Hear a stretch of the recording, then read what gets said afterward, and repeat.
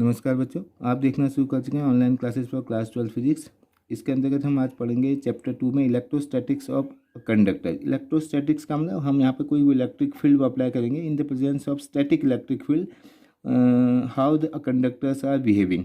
सो पहले हमें कंडक्टर्स के बारे में थोड़ा बहुत मालूम होना चाहिए। कंडक्टर का मतलब वो ऐसे ऐसे मेटेलिक सब्सटेंसेज या ऐसे अगर हम सॉलिड कंडक्टर की बात करें तो ऐसे हमारे पास क्या बोलते हैं मटेरियल होंगे, और या ऐसे हमारे पास लैटिसेस होंगे, या ऐसे हमारे पास चीज़ें होंगी जो क्या करेंगे जिसमें नंबर ऑफ़ फ्री इलेक्ट्रॉन बहुत ज़्यादा होंगे। तो जहाँ पर नंबर ऑफ़ फ्री इलेक्ट्रॉन ज़्यादा होंगे तो वो फ्रीली मूव कर सकते हैं, जो करंट को कैरी कर सकते हैं या हीट को कैरी कर सकते हैं, तो उनको हम बोलते हैं वो कंडक्टर्स। तो इसके बारे में हमने पहले पढ़ चुके हैं। तो अब देखें कि पहला जो प्रॉपर्टी है किसी भी कंडक्टर को, हम अगर वो इलेक्ट्रोस्टैटिक्स में वो रखते हैं तो क्या है कि inside the conductor electric field is zero. हमारी एक प्रॉपर्टी है कि इलेक्ट्रिक फील्ड किसी किसी भी कंडक्टर के अंदर जीरो होना चाहिए। अब ये कैसे होता है देखते हैं। तो अगर ये हमारे पास इलेक्ट्रोस्टैटिक्स हमने अप्लाई किया, एक हमने पॉजिटिव चार्ज प्लेट यहाँ पे है और इसके कॉरस्पॉन्डिंग यहाँ पे नेगेटिव चार्ज प्लेट है, ठीक है। इसका मतलब ये पॉजिटिव चार्ज प्लेट है, ये नेगेटिव चार्ज प्लेट है, इसका मतलब ये है वे एक्सटर्नल इलेक्ट्रिक फील्ड, कुछ ना कुछ जो इलेक्ट्रिक फील्ड है ये कांस्टेंट है। इसको हमने बोलते हैं इलेक्ट्रोस्टैटिक्स, ये इलेक्ट्रोस्टैटिक फील्ड हो गया, है ना। इस इलेक्ट्रोस्टैटिक फील्ड की प्रेजेंस में अगर ये कंडक्टर है, तो अगर वो कंडक्टर है तो इसमें क्या होंगे, it has number of positive charges as a nucleus. बहुत सारे न्यूक्लियस तो है ही हैं, जो भी हम लैटिस लेंगे उसका न्यूक्लियस होंगे। उस न्यूक्लियस के चारों ओर क्या होंगे, फ्री इलेक्ट्रॉन्स होंगे। उसके आउटर मोस्ट ऑर्बिट में फ्री इलेक्ट्रॉन होंगे और फ्री इलेक्ट्रॉन फ्री करेंगे, पूरे लैटिस के अंदर कहीं भी मूव कर सकते हैं। तो बहुत सारे पॉजिटिव चार्ज होने के बाद भी उसके जो फ्री इलेक्ट्रॉन्स हैं वो इसके अंदर मूव कर रहे हैं, वो रैंडमली मूव कर रहे हैं before applying the electrostatic field. अब जैसे हमने इलेक्ट्रोस्टैटिक फील्ड इस पर अप्लाई किया तो जो इसके जो नेगेटिव चार्ज हैं they will come towards the positive plate. तो जो नेगेटिव चार्ज हैं इस साइड को आने की कोशिश करेंगे और आएंगे भी, और इसके कॉरस्पॉन्डिंग यहाँ पे क्या बचेगा, अगर नेगेटिव यहाँ आ गया तो इस नेगेटिव के रिस्पेक्ट में इस साइड को क्या होगा, पॉजिटिव चार्ज। तो ये कब तक होते रहेगा ये प्रोसेस, एक आया, दूसरा आया, तीसरा आया, चौथा आया। तो ये जैसे ही एक आएगा तो इसके अंदर क्या हो जाएगा, एक वो इलेक्ट्रिक फील्ड डेवलप हो जाएगा, नेगेटिव और पॉजिटिव। फिर दूसरा आएगा तो that electric field will increase, तीसरा आएगा और। तो ये इधर की ओर आते आते इसमें क्या हो रहा है, एक अपोजिट डायरेक्शन में क्या हो रहा है, वो इलेक्ट्रिक फील्ड प्रोड्यूस हो जाएगा। तो अप टू द स्टैटिक, जब तक पूरा सिस्टम वो इक्विलिब्रियम में आएगा, दैट इलेक्ट्रिक फील्ड जो हमारा अप्लाइड इलेक्ट्रिक फील्ड है, जो वो इलेक्ट्रोस्टैटिक है, that will be equal to the electric field within the conductor. इस कंडक्टर के अंदर जितना भी वो इलेक्ट्रिक फील्ड होगा वो दोनों क्या हो जाएंगे, इक्वल हो जाएंगे। अगर ये दोनों इक्वल हो जाएंगे तो नेट वो इलेक्ट्रिक फील्ड क्या हो जाएगा, जीरो।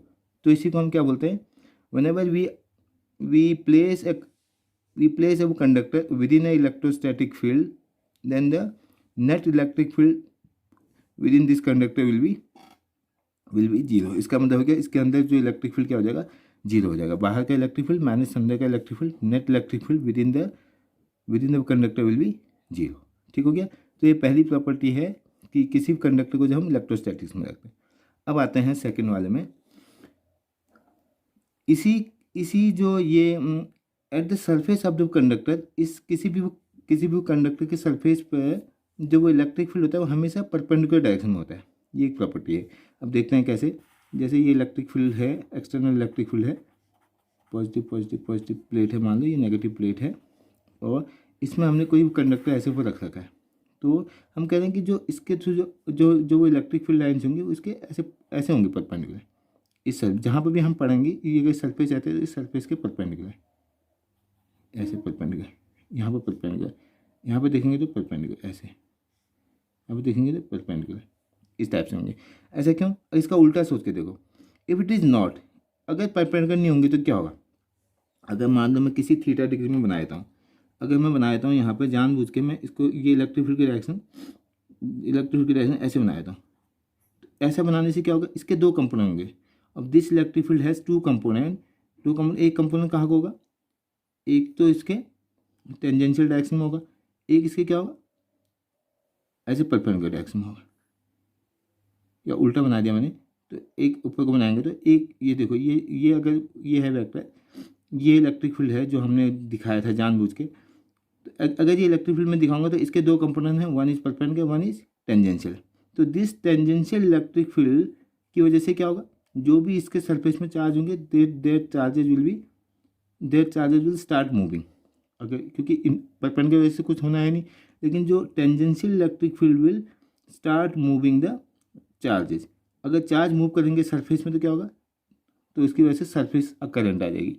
तो सरफेस करंट तो होती नहीं है, तो इसका मतलब है कि कोई भी टेंजेंशियल नहीं होते हैं, सबके सब क्या होते हैं, परपेंडिकुलर होते हैं। So all the electric field lines are perpendicular to the surface. इसका मतलब क्या है कि किसी भी कंडक्टर में जो इलेक्ट्रोस्टैटिक फील्ड लाइन्स हैं, these field lines are always perpendicular to the surface. This is the second property of a conductor in a electrostatic field.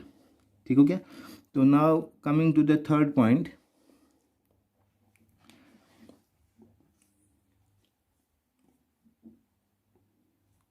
okay, now coming to the third point, when the conductor is charged, the acquired charge resides only on the surface of the conductor।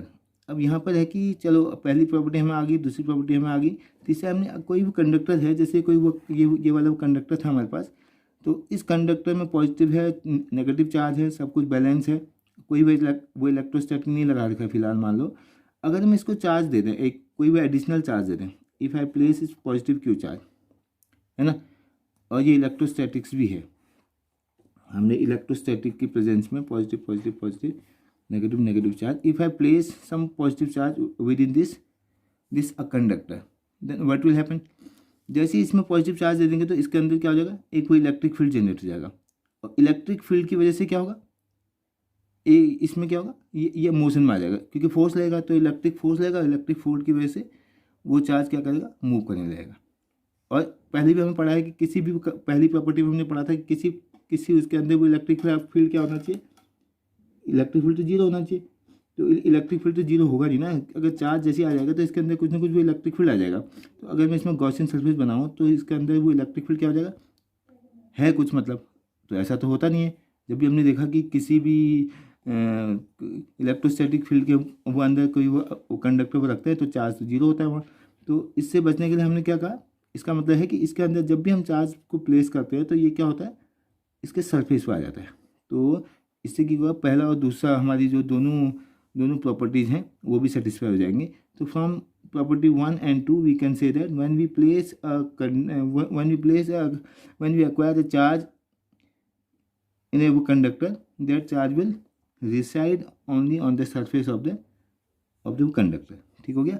this is the third property of conductor। now coming to the fourth one, entire body of the conductor is at constant potential। देखो हमने बोला है कि पहले हमने बोला था कि उसका अब पोटेंशियल क्या होगा, देखो इसके अंदर वो इलेक्ट्रिक फील्ड जीरो होने का मतलब क्या है, इलेक्ट्रिक फील्ड जीरो होने का मतलब ही क्या है, E इक्वल टू हमें पता है कि dV/dr होता है, E equal to minus dV/dr। अगर इलेक्ट्रिक फील्ड जीरो है तो V equal to constant, one electric field is zero तो पोटेंशियल विल बी कॉन्स्टेंट। ठीक हो गया, पोटेंशियल कॉन्स्टेंट होने तो पोटेंशियल कॉन्स्टेंट होने का मतलब इसके अंदर भी पोटेंशियल कॉन्स्टेंट होगा, इसका मतलब इसके अंदर किसी भी चार्ज को मूव करने में कोई भी वर्क नहीं करना होगा, there will be no work done in moving a charge within the solid या विद इन द कंडक्टर।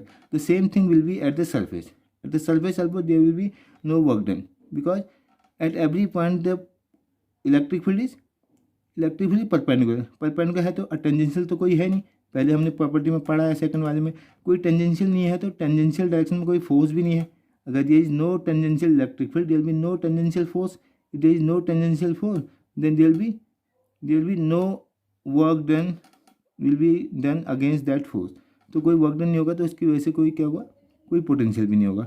इसका मतलब क्या है कि entire body as well as the surface of the conductor will be at the constant potential. ठीक हो गया, this is the fourth property. And at last the fifth one, the electric field at the surface of the charge conductor is, किसी भी charge conductor के अंदर जो electric field होता है वो क्या होता है, E equal to sigma upon epsilon naught, that we can calculate from the Gauss theorem also. तो electric field is directly proportional to the charge density. If charge density is constant, तो then the electric field will be equal to the E equal to sigma upon epsilon naught. तो हमारी 5 के 5 property होगी। पहली property क्या है, with in the electric field within the conductor the electric field will B zero. ठीक हो गया। क्यों होता है जीरो, क्योंकि जैसे एक्सटर्नल वो इलेक्ट्रिक फील्ड पर लगा रहे हैं तो उस अंदर के जो चार्ज डिस्ट्रीब्यूशन है उसकी वजह से एक अंदर एक इंटरनल इलेक्ट्रिक फील्ड प्रोड्यूस हो जाता है जो उस बाहर वाले को काउंटर कर रहा है और नेट इलेक्ट्रिक फील्ड क्या हो जाता है, zero. Second one, the electric field will be perpendicular to the surface.